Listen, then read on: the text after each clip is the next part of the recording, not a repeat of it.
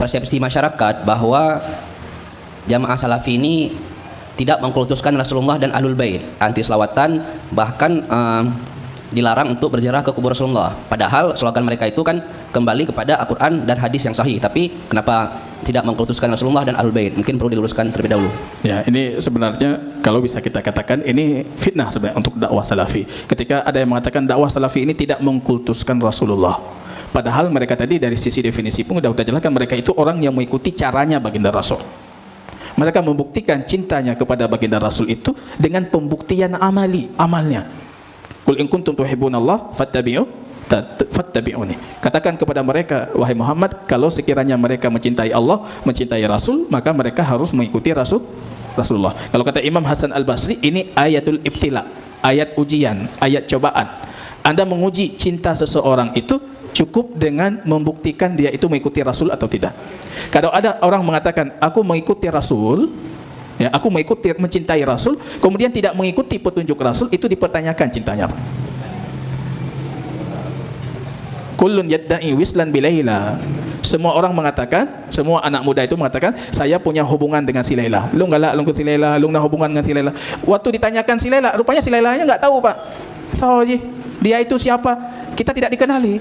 Itu yang terjadi dari banyak dakwaan cinta kita terhadap Rasulullah. Kita cuma mengatakan, aku mencintai Rasul. Ketika berbicara, Anda mengikuti petunjuk Rasulullah kita. Rupanya kita dapati tidak mengikuti petunjuk baginda Rasul. Berarti itu cuma dakwaan cinta saja. Cinta kita itu tidak benar. Kalau Anda punya pembuktian cinta, dan pembuktian cinta itu dilakukan dengan al-ittiba, mengikuti petunjuknya Rasulullah. Kaum salafi ini mencintai baginda Rasul, meyakini Rasul itu adalah sayyidul anbiya wal mursalin, penghulu para nabi dan rasul. Tapi tidak pernah mereka itu mengangkat status Rasul melebihi statusnya sebagai Rasul, Pak. Maka salafi ini menolak misalnya hadis tentang Nur Muhammad, karena memang tidak ada hadisnya. Kalau alam langit dan bumi diciptakan hanya karena baginda Rasul, atau diciptakan dari nurnya baginda Rasul, kita tolak itu mengkultuskan baginda Rasul melebihi posisinya Rasulullah. Apa kata Rasul? La tatru'uni, jangan kalian berlebihan memujiku seperti orang Nasrani berlebihan mengagungkan Isa ibnu Maryam. Rasul minta kita jangan berlebihan. Tapi apapun kata Quran, kata Rasul, hadisnya tentang baginda Rasul, kita imani itu. Mencintai keluarga baginda Rasul, Ahlul Baitnya kita cintai. Kita juga mengatakan bolehnya menziarahi kuburnya baginda Rasul sallallahu alaihi wasallam. Jadi kadang-kadang muncul fitnah seperti ini, Pak. Ibnu Taimiyah itu tidak membolehkan ziarah kubur baginda Rasul. Itu ada fitnah seperti itu. Mungkin salah satu yang ditulis oleh Sirajuddin Abbas itu tentang Ahlus Sunnah wal Jamaah. Di situ banyak sekali tuduhan-tuduhan palsu dan dusta untuk Ibnu Taimiyah dan Muhammad bin Abdul Wahab misalnya. Salah satu yang beliau katakan di sana, beliau mengatakan Ibnu Taimiyah itu tidak membolehkan ziarah kubur baginda Rasul.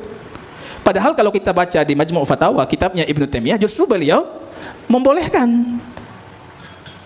Bahkan menuntut kita untuk menziarahinya, tapi dalam ketentuan-ketentuan ziarah yang sifatnya syariah. Jangan ziarah yang sifatnya bid'iyah, ada kandungan bid'ahnya.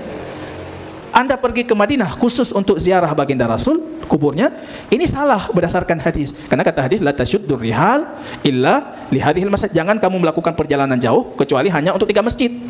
Perjalanan ibadah cuma boleh kita lakukan untuk 3 masjid. Masjid Aqsa, Masjid Nabawi, Masjid Haram. Jadi ketika kita kunjung ke Masjid Nabawi, kita ikuti dengan kunjungan kubur baginda Rasul, tapi tidak dikhususkan berkunjung ke kubur baginda Rasul. Itu yang disalahkan oleh Ibnu Taimiyah. Jangan digeneralkan. Kalau kita general Ibnu Taimiyah itu tidak bolehkan kita ziarah kubur baginda, salah. Dan beliau justru mengingkari itu.